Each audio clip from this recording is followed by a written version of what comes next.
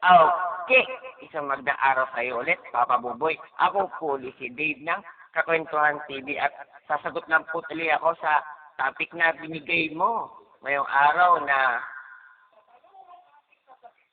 ano, ano ba ang pinakamasayang tradisyon o mga pininiwalaan ng nating mga kaugalian tuwing, nga naman.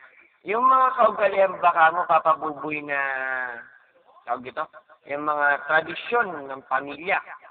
Siguro para sa amin,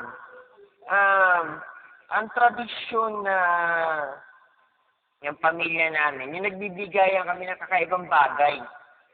Yung kumbaga, kung ano yung ayaw ng isa, ibibigay namin. Kung naman yung ayaw namin, yun din na ibibigay nila sa amin. Ganon. Kumbaga, kabaliktaran. Kumbaga, kung ang Pasko, pagbibigay para maging masaya, ito, may konting pagkaasaran.